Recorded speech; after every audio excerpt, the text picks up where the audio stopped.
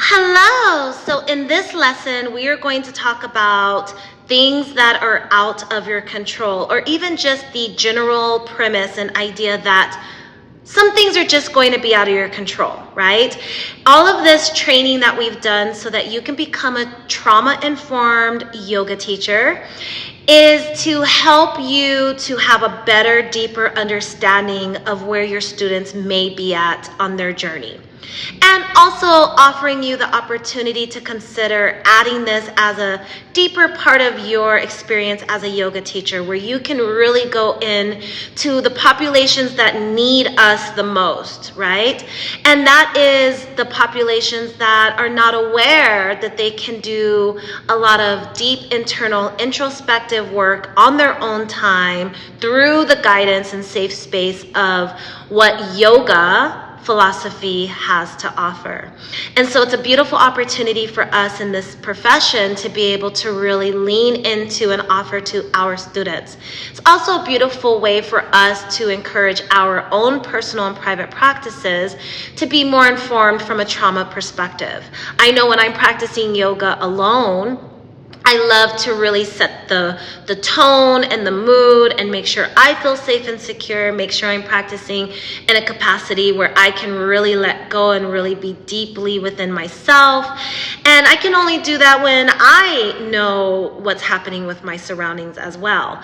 In addition to, it gives me better insight to the times in my past where maybe I quit going to a certain class or a certain studio or a certain practice, or why I leaned into one over the other, and why that made me feel more comfortable at that time in my life.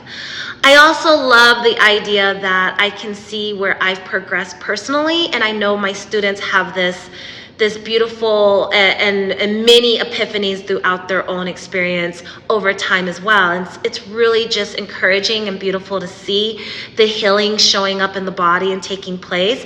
You know, something as simple as seeing my students walking in with their shoulders back and their hearts open and their spines lengthened shows me just through their body, through their nervous system, that they are healing and they feel comfortable showing up in this world as who they are.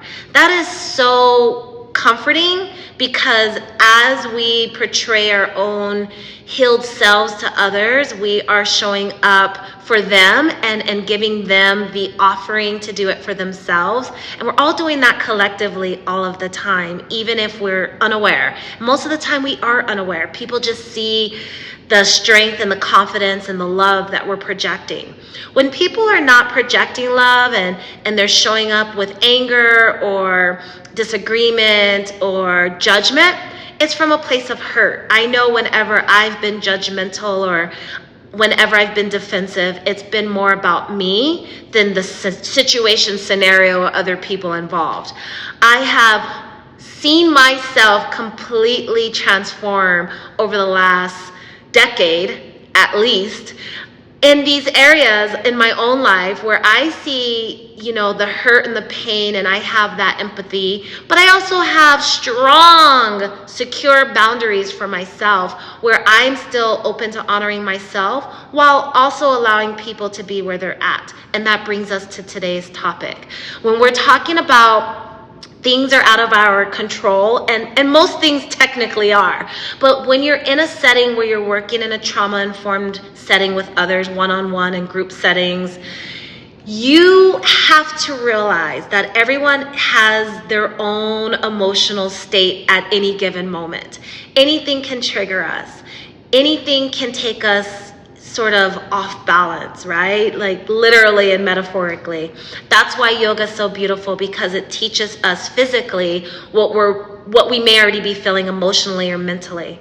But with that said, when you experience or come across others, rather on the mat, off of the mat, in life, and you see that they're not in their most healed state, they're not at their highest vibration, as I used to always say, how can we allow them to just be where they're at, protect ourselves, of course, you know, covering our own heart space, but also allowing others to go through the cycle, right? Go through that entire cycle of regulation so that they can get back to baseline, back to where they need to be. And for many people, they never quite arrive in your presence, or maybe at all, but you can see that they're in reactive mode, not at all in a calm state.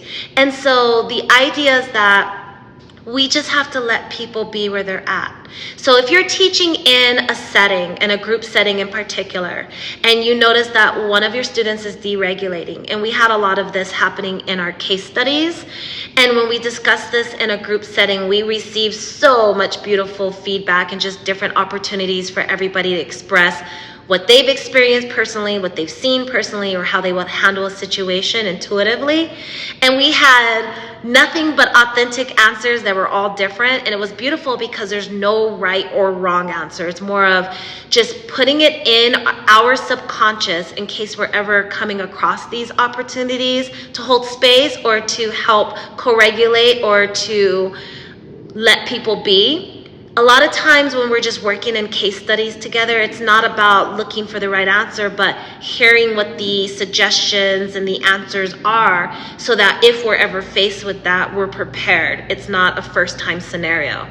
So when thinking about teaching in a group setting environment, when you have a student that you're noticing is upset, crying, sniffling, maybe having discomfort that's not physical from the pose itself, you have to decide how you wish to approach those scenarios. You know, we have lots of different ways of going about it, right? It's baby steps. It's someone's crying, pass them a Kleenex, you know, maybe give them a little eye contact, maybe see where we're at in the practice, see what their next move is, right? What's their next behavior? Are they still doing asana? They're just being emotional, and you're just gonna let them resolve that on their own in peace. You know, yoga should be a place where we can come and we can let ourselves just be. Or is this turning into a disruption for self or for others? How do we control that atmosphere so that we can help the person in need, but also support those who are still in their sacred practice? Now, I'm not here to tell you how to do it. I'm here to offer you the suggestion to consider how you would handle those situations.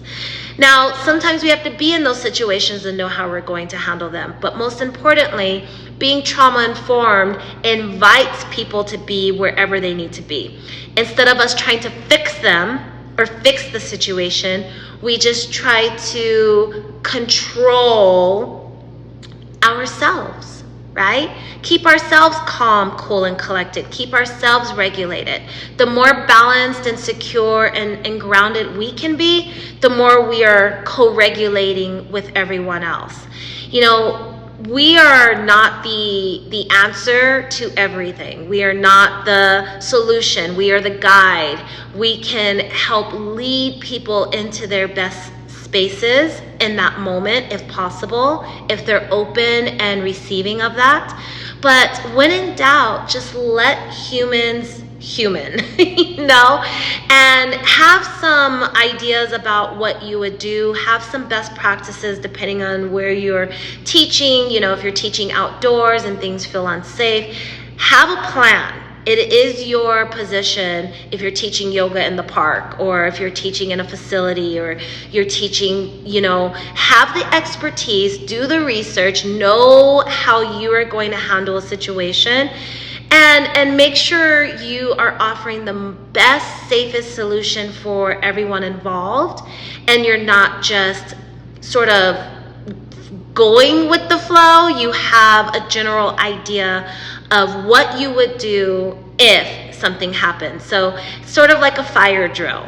It is our position to have in the back of our mind a plan and a fire drill.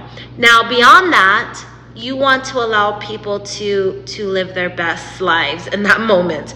And unless they're disrupting others or they're harming themselves or others, and you need to take emergency precautions, whether that's, you know, utilizing law enforcement or having others in the room help control a situation, or, you know, someone's going through a medical emergency, other than those very emergency and expert professional situations, most of the time, people are just needing to feel their emotions. So let it be.